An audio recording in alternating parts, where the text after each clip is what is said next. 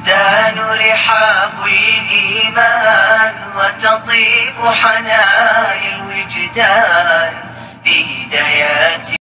بسم الله الرحمن الرحيم الحمد لله رب العالمين والصلاة والسلام على رسول الله وعلى آله وصحبه أجمعين وبعد.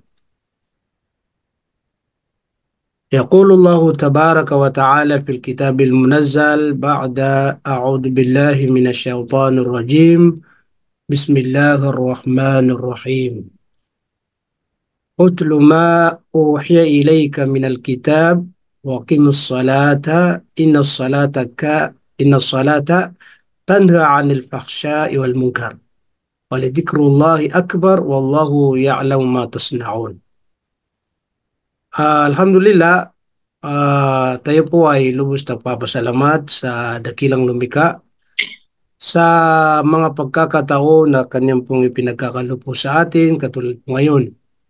Maaari na mayroon tayong mga mahalagang bagay, hindi kaya mga gawain, pero dahil po hangad po natin na magkaroon ng gantimpala mula sa Allah subhanahu wa ta'ala at madagdagan ang ating kaalaman patungkol po sa Islam at higit sa lahat ay makamit po natin ang kapatawaran ni Allah subhanahu wa ta'ala, kaya nandito po tayo ngayon. Alhamdulillah. Naway maging dalisay ang ating layunin na kung saan ito ay ginagawa po natin na wala po tayong ibang hangarin, layunin maliban lamang na para kay Allah subhanahu wa ta'ala, para makamit natin ang kaluhuran ng Allah subhanahu wa ta'ala.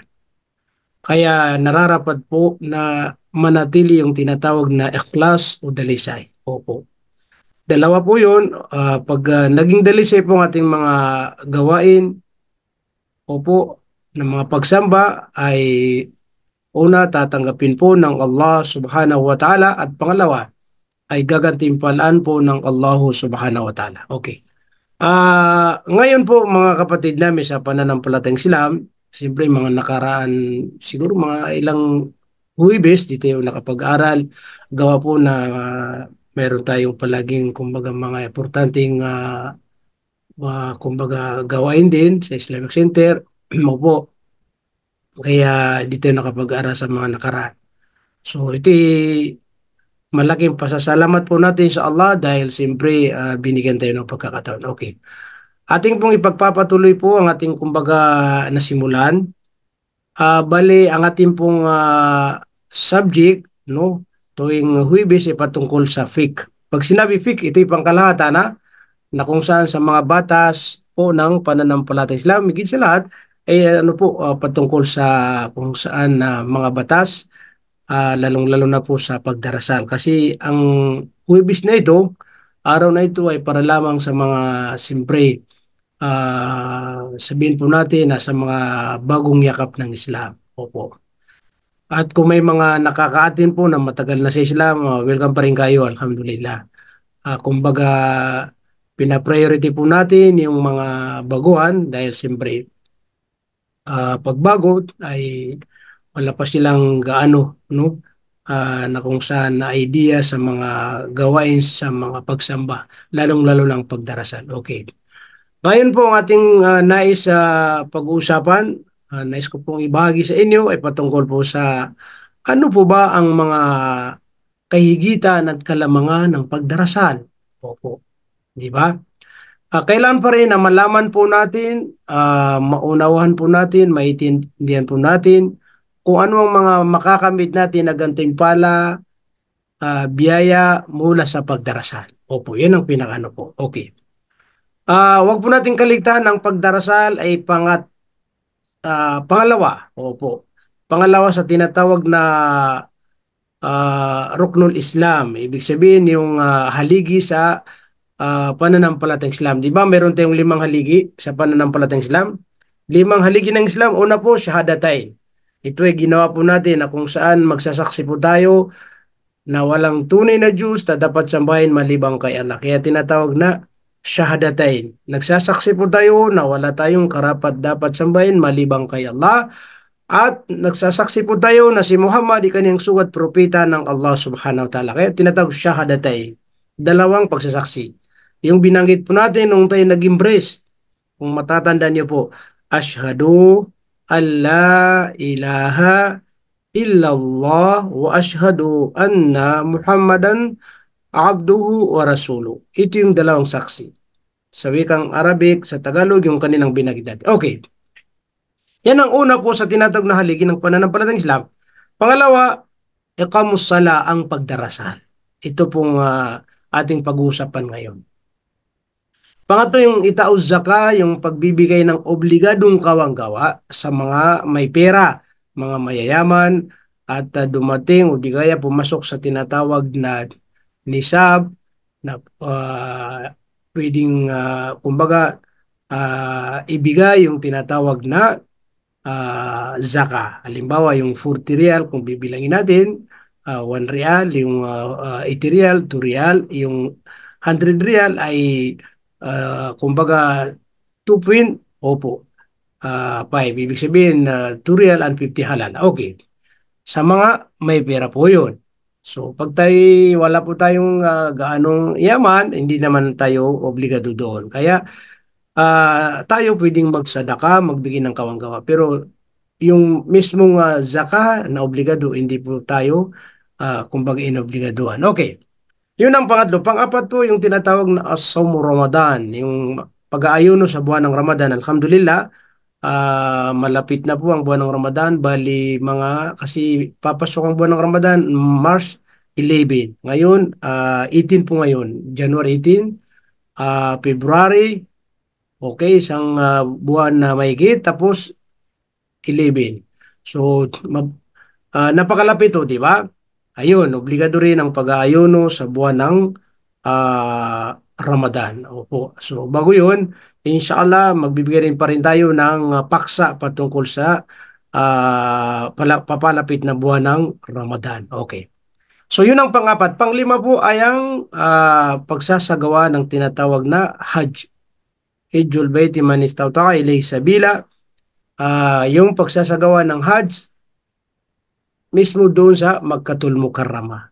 Doon po ginaganap. Opo, kasi ang mundong itong mundo ay isa lang lugar lamang na nararapat na doon natin ginagampanan ang pagsasagawa ng Hajj. Opo. Hindi po pwede na kung alim mo may nakapag-isip na magtatayo ng Kaaba tapos doon gagawin yung hindi po pwede kailanman. Isa lang po yan na ipinag-utos ng Allah subhanahu wa ta'ala dyan lang po sa Makkatul Mukarramah. Pagsasagawa ng Hajj. Kaya mapapansin po natin sa buong mundo, sa may mga kamusliman, pag panahon ng Hajj, daming mga pumupunta po dyan sa tinatawag na Makkah para gawin ang tinatawag na Hajj. Ang Hajj din ay iniobligado lamang sa mga may kakayahan. Sa may mga kakayahan, kakayahan na kaya ng pisikal o ano po, financial, ito po, yan. At mayroon ding edad, nasa tamang gulang o edad. Pag hindi kaya, opo, ng ating physical, wala tayong kakayahan sa pagdating sa financial, hindi naman obligado po sa atin. Opo. Masyerte po tayo mga taga rito sa Saudi Arabia kasi madali sa atin kung alimbawa gugustuhin natin kasi malapit na tayo. Hindi malaking gagastos nila. Hindi katulad sa Pilipinas na sa ngayon gumagastos sila so bawat mag-Hajj ng pinakamababa siguro yung 200,000 mahigit. May mga gumagastos po dyan na 300,000, 400,000. Opo. Ito ay ginagawa po nila lamang na para lamang kay Allah subhanahu wa ta'ala at maisagawa nila ang kanilang kumbaga tungkulin at masunod po nila ang obligado sa kanila. Okay. So, yun po ang 5 haligi ng Islam. Kaya kasama po pangalawa ang ating kumbaga paksa ngayon na kung saan ang pagdarasal. Opo. Kaso lang, ang ating pong mga babanggitin ay ang mga gantimpala o mga biyaya o pakinabang na makukuha sa pagdadarasal. Opo. Unang-una, huwag po nating kaligtaan na hindi natin makakamit yung mga gantimpala o mga pakinabang sa pagdarasal kapag hindi po natin naisagawa sa tamang pagdarasal. Sino pang susundin po natin na kung saan na itinuro sa atin sa ating pananampalatayang Islam alin ang kumbaga susundin na tamang pagdarasal. Walang iba po kundi si Propeta Muhammad sallallahu alaihi wasallam. Kaya bawat Muslim, babae o lalaki, magdarasal po siya sa kung saan ayon sa pagdarasal ng Propeta Muhammad sallallahu alaihi wasallam. Opo. Kasi hindi po pwedeng makamit ang gantimpala mula sa Allah subhanahu wa ta'ala kung ang pagdarasal po ay hindi sa tama ang pagdarasal. Kaya katibayan po natin na dapat sundin sa pagdarasal ay ang pagdarasal ng Propeta Muhammad sallallahu alaihi wasallam ay mismo sinabi ng Propeta Muhammad sallallahu alaihi wasallam, "Sallu kama ra'aytumuni usalli." Magdarasal kayo, sabi ni Propeta Muhammad sallallahu alaihi wasallam. Magdarasal kayo katulad ng inyong nakikita sa akin kung ako ay magdarasal. Ibig sabihin, aalamin po kung ano ang tamang pamamaraan ng pagdarasal ng Propeta Muhammad nung sinagdarasal. So yun ang susundin natin, gagawin po natin para maging tama ating pagdarasal. Kaya kung magdarasal ang isang Muslim na naayon sa kanyang sarili o kagustuhan, ay ito'y problema dahil hindi po tatanggapin ng Allah subhanahu wa ta'ala ating pong pagdarasal. Opo. Kaya itong sinasabi po natin na kung halimbawa ang ating pagdarasal ay hindi maging tama, paano po natin makukuha yung mga gantimpala at biyaya? Na ipagkakaloob ng Allah sa mga itong nagdadarasal, imposible, di ba po? Okay. Kaya ito po, sa mga nakaraan na maraming bisko inaipaliwanag sa inyo ang mga pamamaraan ng pagdarasal. At marami pang mga video na aking ipinost po sa ating mga group kung paano magdarasal. Opo. Alhamdulillah, yung iba natuto na magdarasal, yung iba may kulang pa ng konti, yung iba medyo nababagalan pa kasi walang oras daw, parang lagi pong kung saan busy po. Okay. So ngayon, kaya naisipan po natin na mapag-usapan ang mga gantimpala. Baka sakali makatulong sa atin na magkaroon tayo ng kumbaga pagsusumikap na kung saan para matutunan kaagad ang pagdarasal sa mga hindi pa alimbuan natuto. Okay. Unang-una, sabi po ng mga scholar na kalamangan at kahigitan ng pagdarasal ay mapipigilan niya po tayo sa paggawa ng mga masasama. Yung mga gawaing hindi ka lugod-lugod sa Allah subhanahu wa ta'ala, hindi po mabuti, mga gawaing pagkakasala, ito ay mapipigilan tayo ng ating pagdarasal. Ang ibig sabihin, kung tunay kang nagdadarasal, kung tunay na ikaw ay may pagdarasal, nararapat na mapigilan mong sarili mo sa paggawa ng hindi mabuti. Kasi yun ang pagdarasal. Kaya ang sabi po ng Allah subhanahu wa ta'ala, "Inna salata tanha 'anil fahsya'i wal munkar." Katotohanan, ang pagdarasal ay mapipigilan niya ang tao sa paggawa ng mga masasama, mga gawain, kumbaga, kasuklam-suklam sa Allah subhanahu wa ta'ala, mga gawain hindi ka nais-nais sa Allah subhanahu wa ta'ala. Opo. So, ang ibig sabihin, kung mayroon tayong mga kapatid na nakikita o napapansin na may mga gawain pa rin hanggang ngayon na mga masasama, ibig sabihin hindi pa rin naging tunay ang kanyang pagdarasal kasi hindi niya napipigilan ang kanyang sarili. Kaya magdua po siya, manalangin kay Allah, natulungan po siya ng Allah na mapigilan niya ang kanyang sarili. Kasi yun ang sinabi, ang tunay na pagdarasal ay mapipigilan niya po tayo sa mga gawaing hindi kalugod-lugod, kaaya-aya sa Allah subhanahu wa ta'ala. Alam nyo, ang sabi po ng mga scholar, kung ang bawat Muslim, bawat pamayanan ng mga Muslim, halimbawa sa kamusliman, at ang mga Muslim po ay ipairal nila, tuparin po nila kung ano ang binanggit mismo sa banal na Quran patungkol sa pagdarasal, na maging ang kanirang pagdarasal ay makapigil sa mga masasamang gawa, maaari na hindi na kailangan yung security. Hindi na kailangan yung, di ba? ah, pulis. Kasi siyempre, di ba, kaya tayo may pulis, may security.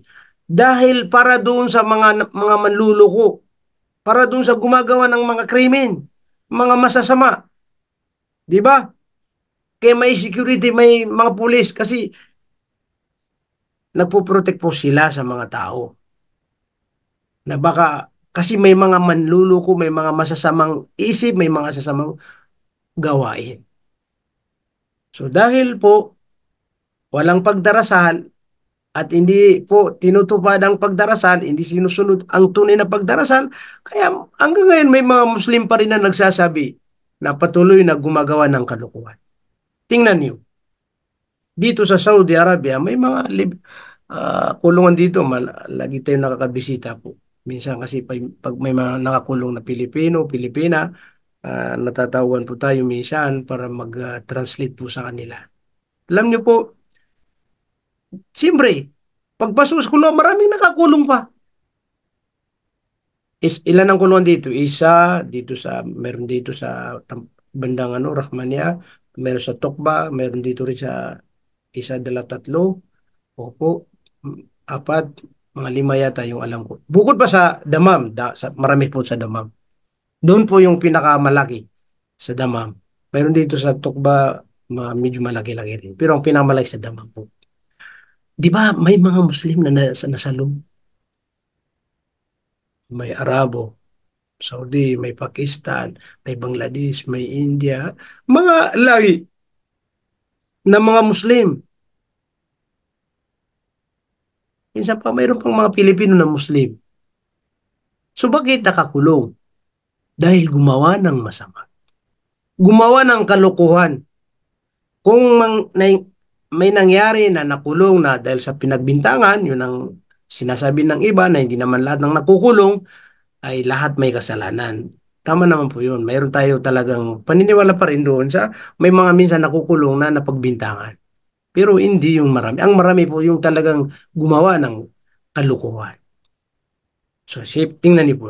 Dahil po hindi siya nagdadarasal at walang nakakapigil sa kanya sa paggawa ng masama, yun, nakagawa ng masama hanggang sa nakulong pa. Yung nagsasabi, hindi nagdadarasal naman yung tao na nakulong. Opo, kahit na nagdadarasal, pero yung pagdarasal niya, hindi tunay kasi hindi nila pipigilan siya sa paggawa ng masama. Kaya po, kung tayo naghahangad ng tunay na pagdarasal, kailangan mismo sa ating sarili ay ating, kumbaga, unahin. Dito natin muna i-implement sa ating sarili. Pigilan mo ang sarili mo sa paggawa ng masama kung ikaw ay tunay na may pagdarasal. Dahil habang patuloy ka pa rin na gumagawa ng kabaluktutan, nagsasala ka, ibig sabihin, ano pa rin, nagkakasala ka pa rin, at wala yung tunay na pagdarasal kasi siyempre, hindi ka niya napipigilan sa paggawa ng masama.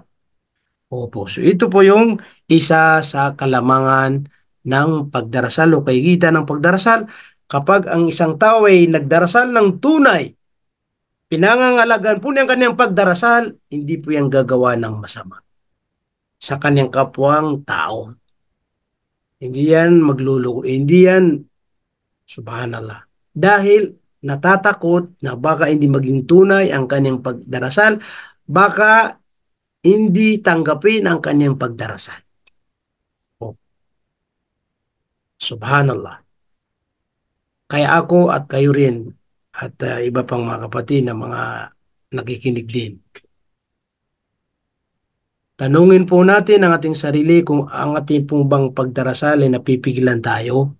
Kung hanggang ngayon ay patuloy pa rin, maghihingi po tayo, manalangin po tayo kay Allah, natulungan niya po tayo para maging madali sa atin at magaan na kung saan layuan, talikdan, ang mga gawaing mga masasama dahil ito yung tunay na pagdarasal, napipigilan po tayo.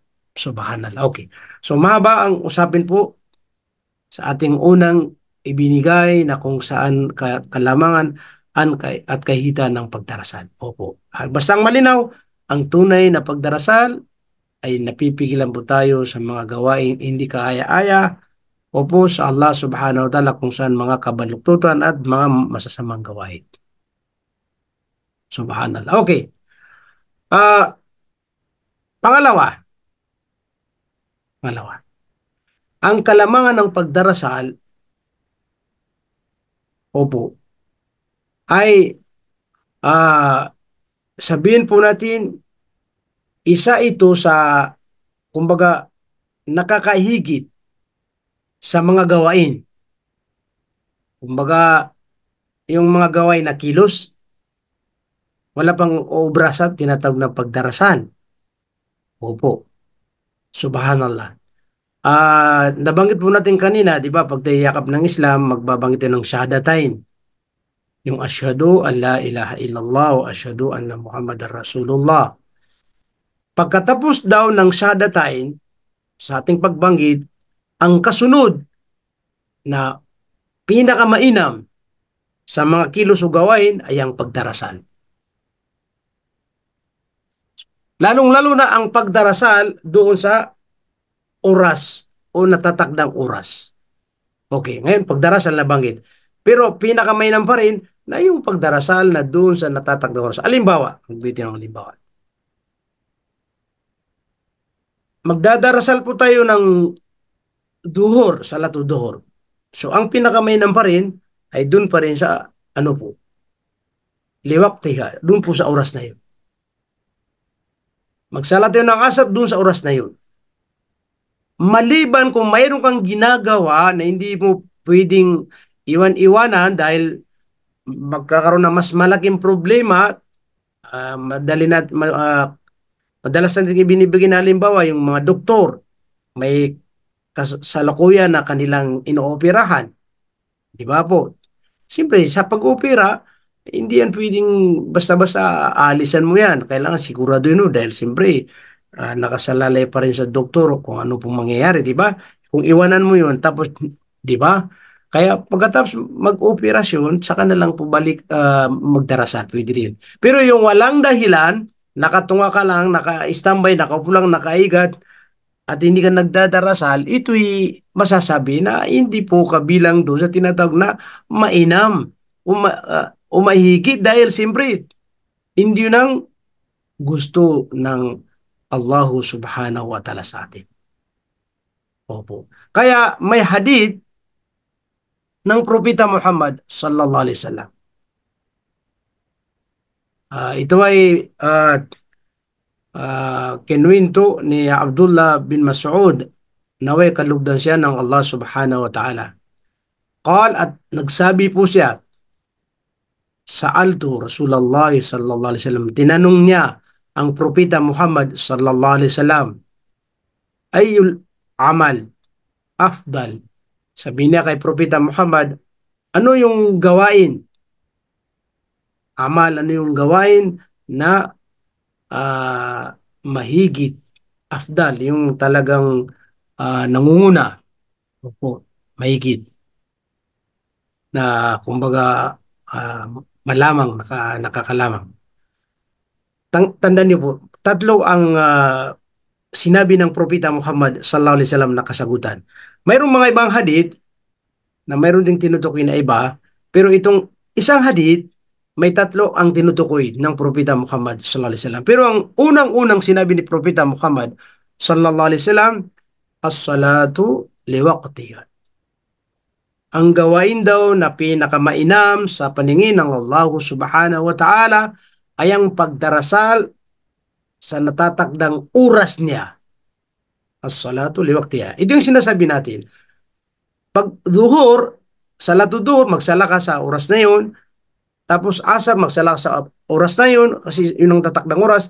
Pag maghrib, mamaya, pag lumubog ang araw, isha, mga bago mag-alas 7, parang ganun. Tapos fajr, dun sa madaling araw. So yung mga natatakdang oras na ito, doon ka magdadarasal, hindi po pwedeng sinasadya na ipinagliliban mo. Ibig sabihin yung pinahuhuli mo, yung naglilit ka, hindi po pwede yun. Kasi paano magiging mahigit, paano magiging afdal kung nagsasala ka duhur tapos malapit ng asar. Tapos magsala ka ng asar malapit ng maghrib. Di ba? Tapos ang fajr, sinasadya mo man nagsasala ka sumikat ng araw. So, hindi po masasabi na mahigit po yun. Kaya ang mahigit po ng kung saan nang banggitin ni Propeta Muhammad sallallahu alaihi wasallam ay ang sa natatakdang oras. As-salatu liwaqtiha. Di kaya as-salatu ala waqtiha. Yun ang una sinabi ni Propeta o isinagot doon sa nagtatanong kung ano yung gawain na mainam. Pangalawa na sinabi ni Propeta Muhammad sallallahu alaihi wasallam dahil nagtanong muli si Abdullah bin Mas'ud, qultu thumma ayyu. Nagtanong ulit, ano pa bukod sa pagdarasal? Yun, saka na lang pumasok ang magandang pakikitungo sa mga magulang. Birrul walidain. Saka na lang sinabi ni Propeta Muhammad sallallahu alaihi wasallam, birrul walidain. Makitungo sa mga magulang ng maganda, maayos at mabuti. Ay, ito yung pangalawa na sinabi ng Propeta Muhammad sallallahu alaihi wasallam. Sa banal na Quran, maraming talata na binanggit na tumutukoy po sa pagpapakabuti sa mga magulang. Sa isang talata, nag-utos ang tagapagligad na sambahin po siya. Tapos sinundan siya na pautos din ay ang mga magulang ay makitungo ng mabuti.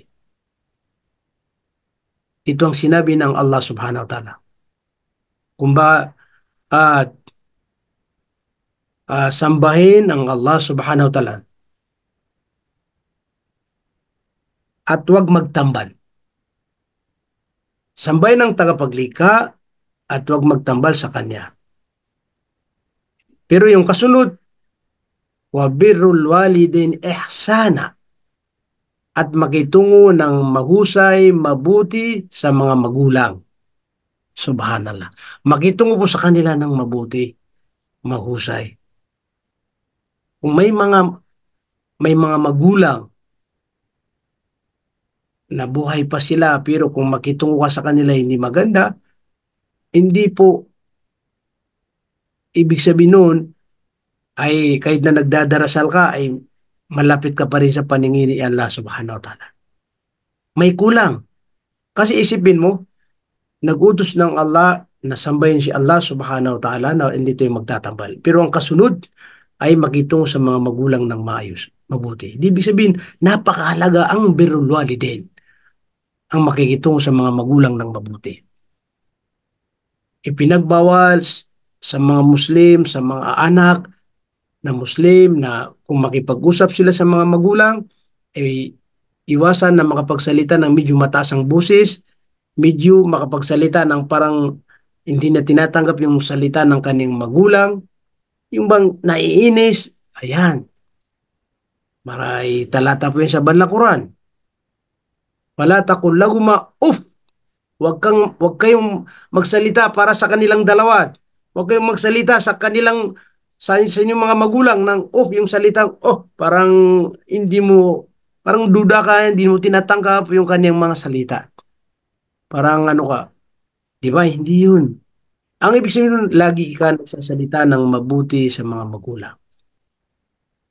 Subhanallah. Subhanallah. Sa isang hadith,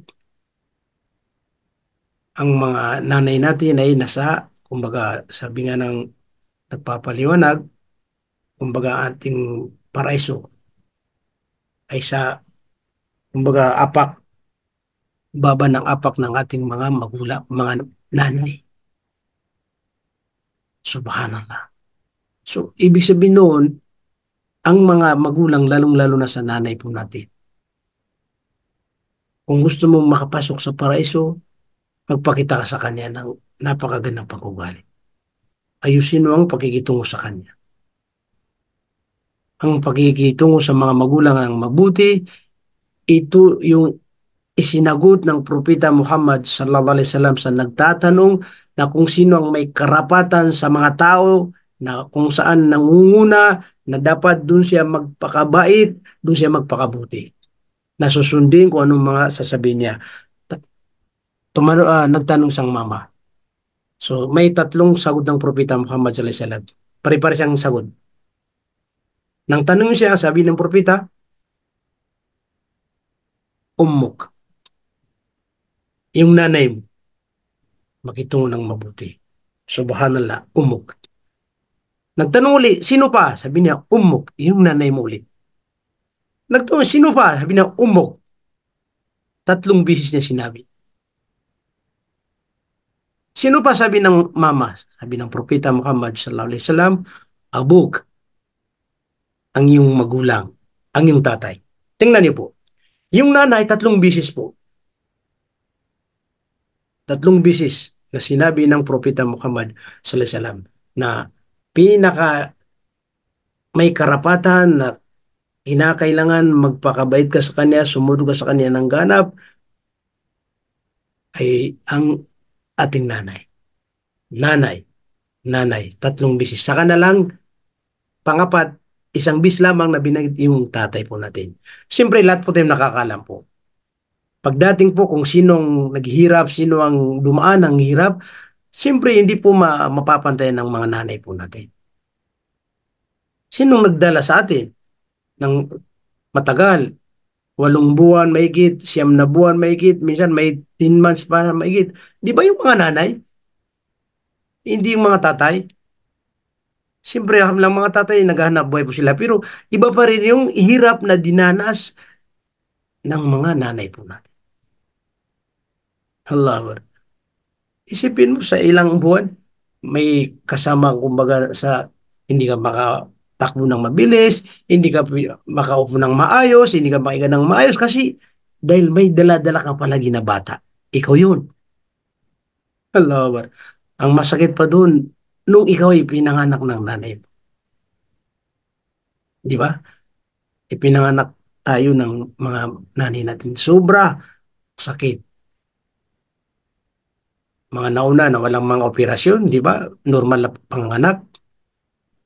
Nahihirapan. May mga nangyari na dahil sa kapahintulutan ng Allah at yun ang nakatakda, may nanganak. Pagkatapos mga anak, maluwal ang kanyang anak na sanggol, natuluyan siya na namatay. Di ba napakaramihan? Kasi hindi basta-basta. Subhanallah. Kaya po ang mga magulang, lalong-lalang nanay, ay sobrang dumaan sa hirap po para sa atin. Kaya nararapat po na kung may mga magulang tayo ng mga buhay pa sila, bumawi po tayo. So may mga trabaho po dyan, bigyan sila ng tulong kung anong makakainan po natin sa pagkain, sa inumin. Kung malayo tayo sa kanila, tulad natin dito tayo sa abroad, kung nasa Pilipinas sila, magpadala tayo. Tanungin natin, nay, tay, lalo nga yung mga magulang natin, mga nanay natin. Anong gusto niyong kainin? Subhanallah. Binibilang ang mga araw nila, maaari na bukas makalawa kasi matanda na sila. Maaari na, wala na sila. Yung iba dyan, wala na, nauna na yung mga magulang. Pero may mga natitira na mga kaibigan niya, kamag-anak niya, pwede ka dun bumawi na magpakabait ka sa kanya, tumulong ka sa kanila. Isa rin po yun sa hindi napuputol na gawain para sa mga magulang. Subhanallah. So malawak din ang usapin po patungkol sa pagpapakabuti, makitungo ng mayo sa mga magulang. Yan ang pangalawang isinagot ni propeta sa nagtatanong kung ano ang gawain na mahigit o nakakalamang. So pangatlo na naman nagtanong, suma ay, sino pa? Ano pa yung gawain? Ay ang sabi ni propeta, al-jihad fi sabilillah. Ito yung tinatawag po natin na pakikibaka sa landas ng Allah subhanahu wa ta'ala.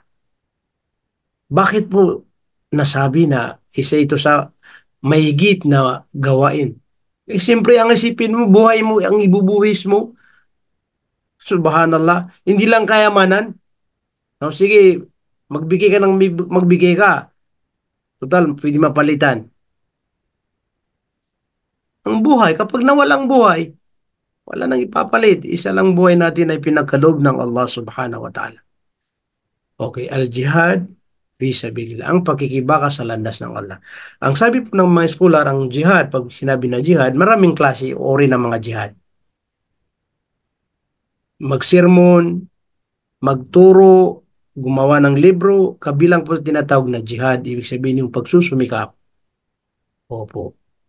So ang pinaka-jihad po talaga ay sabihin po natin na masakit kasi buhay na ibubuhis mo, ay yung talaga magiba ka, makipag-digmaan kumbaga. Pero wag po natin kaligtaan, mayroon pa rin tayong jinijihad sa ating sarili. Napigilan nating sarili na makagawa ng masama. Ipag-utos na sa sarili na gumawa tayo ng mabuti. Ito yung jihad din. Tinatamad ka mag-aral, tinatamad ka magsala, tinatamad ka kung ano yung mga gawain ng mga pagsamba, tinatamad ka, mag-jihad ka. Ibig sabihin, pilitin mo magsumikap ka para magawa mo yung tungkulin mo bilang isang, lalong-lalo na ngayon, malamig. Ang Fajr, mahirap na ang Fajr. Mahirap, di ba? Magsasala ka ng Fajr, lamig. Pero, nandun ba yung jihad? Kailangan labanan mo yan. Paglabanan mo yan. Para lang may sagawa ang kagustuhan ng Allahu Subhanahu wa Ta'ala. Mga kapatid namin sa pananampalatayang Islam, tiningnan ko po yung ating oras, sumubra pa ng 2 minuto. Kaso lang, na-late po tayo sa pag-umpisa, magbigay po ako ng 3 minuto. Kung mayroon tayong katanungan, pwede po tayo magtanong, inshallah. Naway, mayroon tayong napulot na aral at ating pong ipagpatuloy, inshallah, kasi marami-rami pa ang mga gantimpala, biyaya sa pagdarasal. Opo. So naway, mayroon tayong napulot na aral sa ating pong ibinagi na patungkol sa mga kalamangan, kaigitan ng pagdarasal. Ito kabilang pa rin yung tinatawag po natin na kasi mga batas din ng tinutukoy ang pagdarasal, may mga batas din yan. Opo, sino po ang may katanungan po sa inyo? Pwede po magsalita kaagad. Opo, meron tayong 2 minuto, pwede tayo ano po, kasi may mag-aadan na. Wala. Okay po, so may katanungan. Okay, siguro malinaw po sa inyo, kaya wala po yung magtatanong. Di bali po, kung meron kayong mga bagong maisip na katanungan, pwede naman kayo mag-chat sa ating group o di ka sa private. Opo, pag alam po natin, sasagutin natin. Pag hindi natin alam, magtatanong po tayo pa rin sa mas mga nakakaalam po. Okay. Naway tanggapin po ni Allah subhanahu wa ta'ala ang ating mga oras na ginugol sa kanyang landas. Naway pagkaloob ni Allah subhanahu wa ta'ala sa atin yung mga kaalaman natin po mapapakinabangan. Opo. Naway maging patnubay at gabay po tayo sa ating mga kaibigan, kamag-anak, higit sa lahat sa ating mga pamilya. Naway tanggapin po ni Allah subhanahu wa ta'ala ang ating mga gawain na mga pagsamba, ipagkaloob sa atin yung kapatawaran, kaluguran ng Allah subhanahu wa ta'ala at higit sa lahat, nawa ay mapabilang po tayo sa mga taong tatanggapin po ng Allah subhanahu wa ta'ala sa kanyang paraiso. Dahil yan ang pinakalayunin po natin, paano tayo makapasok sa paraiso ng Allah. Malinaw, makakapasok po tayo basta sundin natin ng ganap ang Allah subhanahu wa ta'ala. Isa buhay natin ang kanyang mga kagustuhan.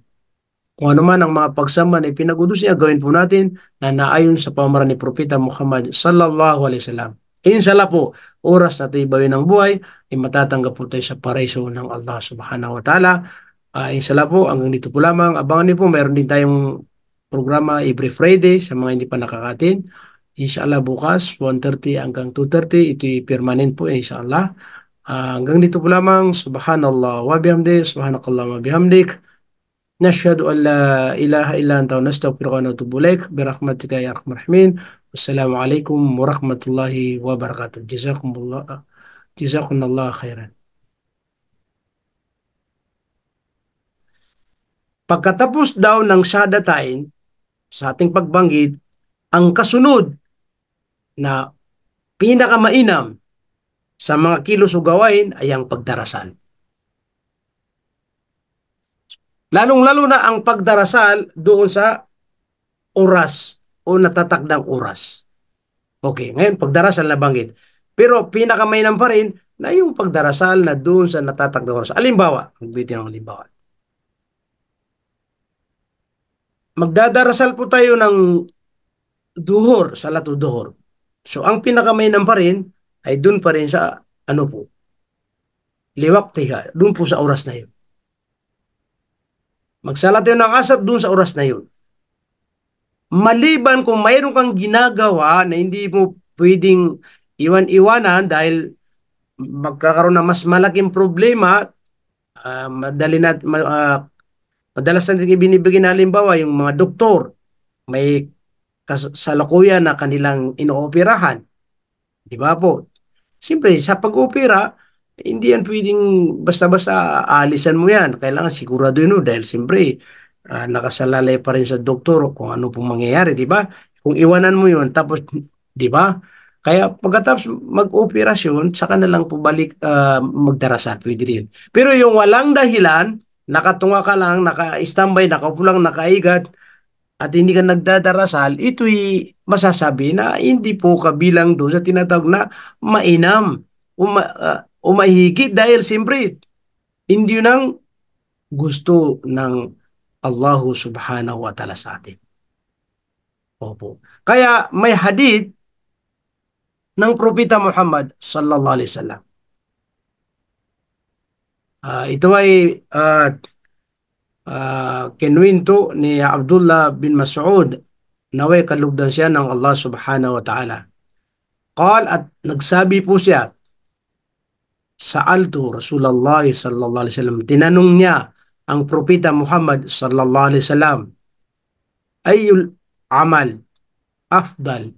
Sabi niya kay Propeta Muhammad, ano yung gawain? Amal, ano yung gawain na mahigit? Afdal, yung talagang nangunguna. Opo, mahigit. Na kumbaga malamang, nakakalamang. Tandaan niyo po, tatlo ang sinabi ng Propeta Muhammad sallallahu alaihi wasallam na kasagutan. Mayroong mga ibang hadith na mayroon ding tinutukoy na iba, pero itong isang hadith, may tatlo ang tinutukoy ng Propeta Muhammad sallallahu alaihi wasallam. Pero ang unang-unang sinabi ni Propeta Muhammad sallallahu alaihi wasallam, as-salatu liwaqtiha. Ang gawain daw na pinakamainam sa paningin ng Allah subhanahu wa ta'ala ay ang pagdarasal sa natatakdang oras niya. As-salatu liwaqtiha. Ito yung sinasabi natin. Pag duhur, salatu duhur, magsala ka sa oras na yun. Tapos asar, magsala ka sa oras na yun kasi yun ang tatakdang oras. Pag maghrib, mamaya, pag lumubog ang araw, isha, mga bago mag-alas-city, parang ganun. Tapos Fajr, dun sa madaling araw. So yung mga natatakdang oras na ito, doon ka magdadarasal, hindi po pwedeng sinasadya na ipinagliliban mo. Ibig sabihin yung pinauhuli mo, yung naglilit ka, hindi po pwede yun. Kasi paano magiging mahigit, paano magiging afdal kung nagsasala ka duhur tapos malapit ng asar. Tapos magsala ka ng asar malapit ng maghrib. Di ba?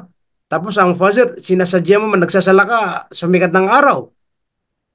So hindi po masasabi na mahigit po yun. Kaya ang mahigit po ng kung saan nang banggitin ni Propeta Muhammad sallallahu alaihi wasallam ay ang sa natatakdang oras. As-salatu liwaqtiha. Di kaya as-salatu ala waqtiha. Yun ang una sinabi ni Propeta o isinagot doon sa nagtatanong kung ano yung gawain na mainam. Pangalawa na sinabi ni Propeta Muhammad sallallahu alaihi wasallam dahil nagtanong muli si Abdullah bin Mas'ud, qultu thumma ayyu. Nagtanong ulit, ano pa bukod sa pagdarasal? Yun, saka na lang pumasok ang magandang pagkikitungo sa mga magulang. Birrul walidain. Saka na lang sinabi ni Propeta Muhammad sallallahu alaihi wasallam, birrul walidain. Makitungo sa mga magulang ng maganda, maayos at mabuti. Ay, ito yung pangalawa na sinabi ng Propeta Muhammad sallallahu alaihi wasallam. Sa banal na Quran, maraming talata na binanggit na tumutukoy po sa pagpapakabuti sa mga magulang. Sa isang talata, nag-utos ang tagapagligaya na sambahin po siya. Tapos sinundan siya na pautos din ay ang mga magulang ay makitungo ng mabuti. Ito ang sinabi ng Allah subhanahu wa ta'ala. Kumbaga, ah, sambahin ang Allah subhanahu wa ta'ala at huwag magtambal. Sambahin ang tagapaglikha at huwag magtambal sa kanya. Pero yung kasunod, wa birrul walidin ihsana, at makitungo ng mahusay, mabuti sa mga magulang. Subhanallah. Makitungo po sa kanila ng mabuti, mahusay. Kung may mga magulang na buhay pa sila pero kung makitungo ka sa kanila hindi maganda, hindi po ibig sabihin nun ay kahit na nagdadarasal ka ay malapit ka pa rin sa paningin ni Allah subhanahu wa ta'ala. May kulang. Kasi isipin mo, nag-utos ng Allah na sambahin si Allah subhanahu wa ta'ala na hindi tayo magtatambal. Pero ang kasunod ay makitungo sa mga magulang ng maayos, mabuti. Di ibig sabihin, napakahalaga ang birrul walidain, ang makikitungo sa mga magulang ng mabuti. Ipinagbawal sa mga Muslim, sa mga anak na Muslim na kung makipag-usap sila sa mga magulang, eh, iwasan na makapagsalita ng medyo mataas ang boses, medyo makapagsalita ng parang hindi na tinatanggap yung salita ng kanyang magulang, yung bang naiinis, ayan, maray talata po yun sa banal na Quran. Wala taqul lahuma uff, wag kayong magsalita para sa kanilang dalawa. Wag kayong magsalita sa kanilang sa inyong mga magulang ng yung salitang parang hindi mo parang duda ka, hindi mo tinatanggap yung kaniyang mga salita. Parang ano ka, di ba? Hindi yun. Ang ibig sabihin nun, lagi ka nagsasalita ng mabuti sa mga magulang. Subhanallah. Subhanallah. Sa isang hadith, ang mga nanay natin ay nasa, kumbaga, sabi nga ng nagpapaliwanag, kumbaga ating paraiso ay sa, kumbaga, baba ng apak ng ating mga magulang, mga nanay. Subhanallah. So, ibig sabihin noon, ang mga magulang, lalong-lalo na sa nanay po natin, kung gusto mong makapasok sa paraiso, magpakita ka sa kanya ng napakagandang pag-ugali. Ayusin mo ang pakikitungo sa kanya. Ang pakikitungo sa mga magulang ng mabuti, ito yung isinagot ng Propeta Muhammad sallallahu alaihi wasallam sa nagtatanong na kung sino ang may karapatan sa mga tao, na kung saan nangunguna, na dapat dun siya magpakabait, dun siya magpakabuti. Nasusundin kung anong mga sasabihin niya. Nagtanong sang mama. So, may tatlong sagot ng Propeta Muhammad sallallahu alaihi wasallam. Pare-pare siyang sagot. Nang tanong siya, sabi ng Propeta, ummuk. Yung nanay mo, makitungo ng mabuti. Subhanallah, ummuk. Nagtanong ulit, sino pa? Sabi niya, ummuk. Yung nanay mo ulit. Nagtanong, sino pa? Sabi niya, ummuk. Tatlong bisis niya sinabi. Sino pa? Sabi ng mama. Sabi ng Propeta Muhammad sallallahu alaihi wasallam, abuk, ang iyong magulang, ang iyong tatay. Tingnan niyo po. Yung nanay, tatlong bisis po. Tatlong bisis na sinabi ng Propeta Muhammad sallallahu alaihi wasallam na pinaka may karapatan na kinakailangan magpakabait ka sa kanya, sumunod ka sa kanya ng ganap, ay ang ating nanay. Nanay, nanay, tatlong bisis. Saka na lang, pangapat, isang bis lamang na binanggit yung tatay po natin.